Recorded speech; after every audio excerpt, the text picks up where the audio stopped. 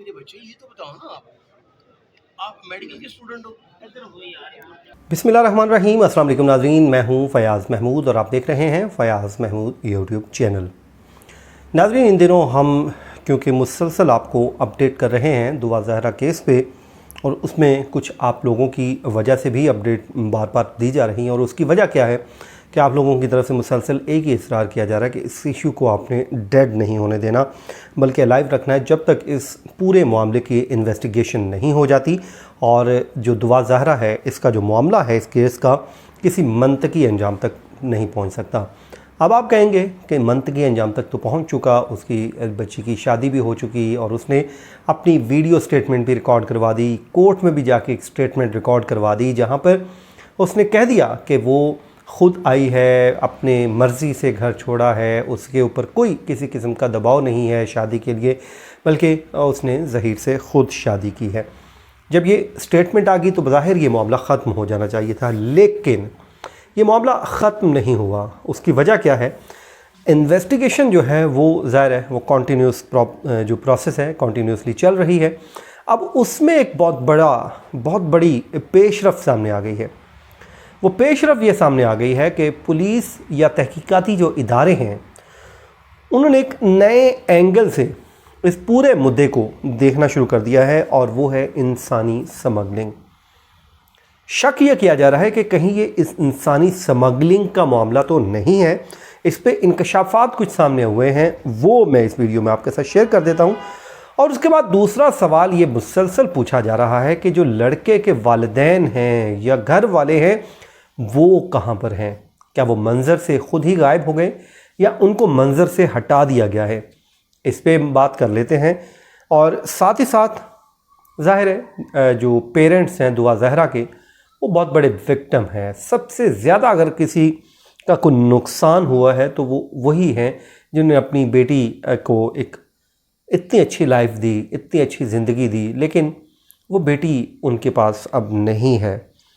और जब उनको निकाह की ख़बर मिली तो वो उनके लिए कितना मुश्किल मरहला था, लम्हा था, वो इस वीडियो में मैं आपको बताऊंगा। जो दुआ के वालिद हैं ज़हरा मेहदी काज़मी साहब, उन्होंने इस पूरे मामले पे बात की है, वो क्या है।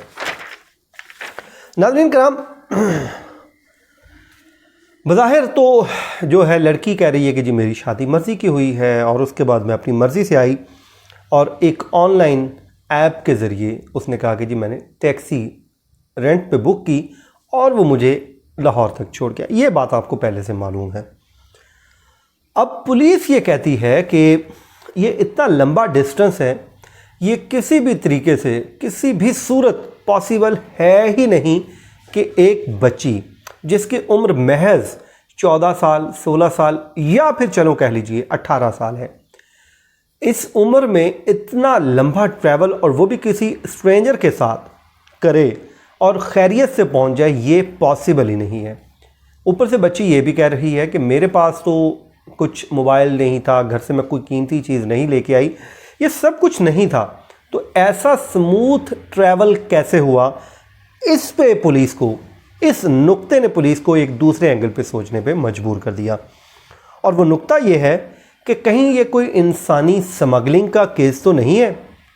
इस पे इंकशाफ ये हुआ है कि पुलिस ये समझ रही है कि ऐसा तो नहीं है कोई ग्रोह या नेटवर्क काम कर रहा है जो वहाँ से बच्चियों को उठाते हैं, उठाने के बाद आगे आके वो ज़ाहिर है फ़रोख्त कर देते हैं और उसके बाद उनका जो सर्कल है वो चलता रहता है। लेकिन क्योंकि ये केस हाईलाइट जब इतना हुआ, इस पे मीडिया प्रेशर इतना ज़्यादा बना कि लोगों ने बात करनी शुरू कर दी, क्रिटिसाइज़ करना शुरू कर दिया। इदारों के रोल के ऊपर बात जब हुई तो ज़ाहिर है इदारे एक्टिव हुए।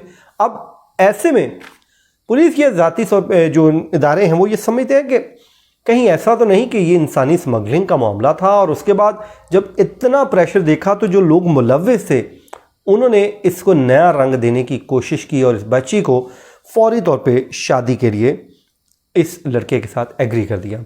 अब जो बॉडी लैंग्वेज जो बताती है लड़की और लड़के की, वो अभी तक किसी को हाज़म नहीं हो रही। छोटी सी उम्र है दोनों की, और इस उम्र में बच्ची जो है वो जितनी भी उसने एक दो वीडियो स्टेटमेंट जारी की हैं, यकीन कीजिए का, की, को का एक वर्ड भी उसने आगे पीछे नहीं किया। बजाय ये लगता था कि यूँ उसने जो है पढ़ी लिखी बात यूं उसके सामने रखा गया डॉक्यूमेंट और उसने इसको पढ़ दिया।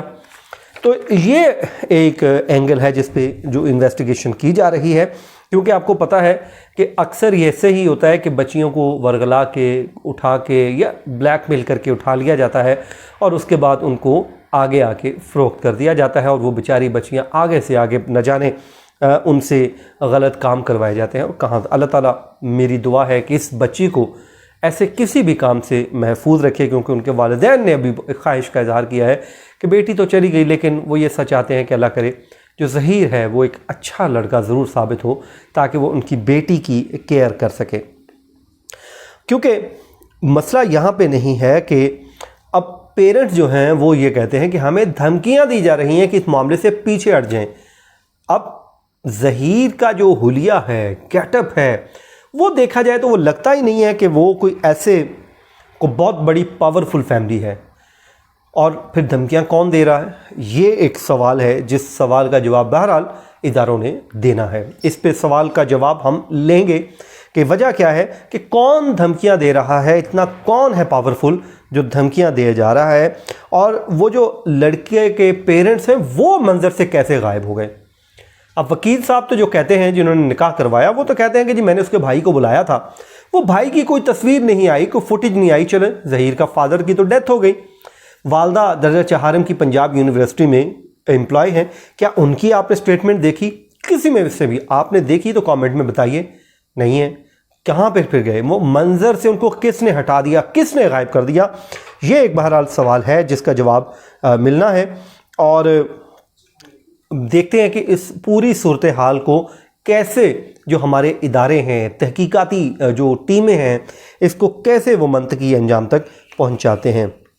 अच्छा जी, उसके बाद अब आ जाए जी जो उसके फादर हैं मेहदी काज़मी, उन्होंने एक इंटरव्यू दिया है, उसमें उन्होंने कहा है कि जिस तरह की इंफॉर्मेशन बेटी ने दी, बज़ाहिर वो ये लगता है कि कज़न का जिस तरह उसने बताया, ज़ैनुल आबिदीन का नाम बताया, वो ये कहते हैं कि हो सकता है उसको ब्लैकमेल किया गया और उससे मालूमात ली गई हों और उसके बाद उसको अपना केस मजबूत बनाने की कोशिश की गई हो। वो कहते हैं कि जी मैंने 1.5 साल पहले बेटी को पबजी खेलने से रोक दिया था, मगर उसने क्लैश ऑफ क्लैंस खेलना शुरू कर दिया। मुझे नहीं मालूम था कि इसमें वो कोई मैसेजिंग कॉल भी होती है, कोई मैसेंजर्स भी है। तो वो ये कहते हैं कि अलबत्ता वो दिन में 5 से 6 घंटे वक्त दिया करती थी गेम को।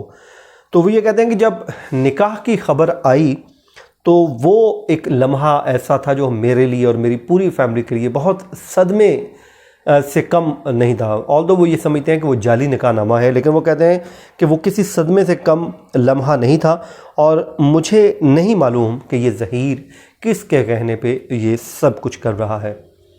नाज़रीन कराम, ये मामला जो है अब इतना आसान नहीं है, जितना सादा नहीं है जितना बज़ाहिर दिखाई दिया जा रहा है, लेकिन आने वाले दिनों पे इस पर देखिएगा अपडेट्स आएंगी और ये मामला ज़रूर खुलेगा।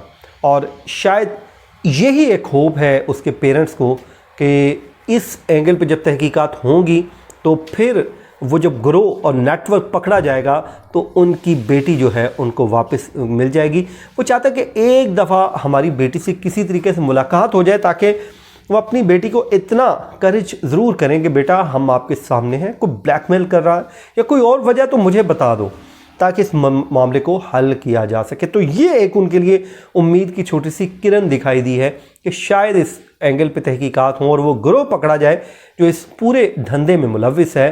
तो हो सकता है वो कहते हैं कि बच्ची हमारी वापस हमें मिल जाए और हम अपने उस बेटी को नाज़ों से जिसे हमने पाला था हम उसको अपने घर वापस ले आएँ। नाज़रीन, ये था आज का हमारा वीलॉग। मेरी दुआ है जहाँ पर भी दुआ ज़हरा हो अल्लाह ताला उसको महफूज रखे और उसको जल्द उसके घर वापसी मुमकिन बनाई जाए। मुझे दीजिए इजाज़त, अपनी दुआओं में याद रखिए। अल्लाह ने के बाद।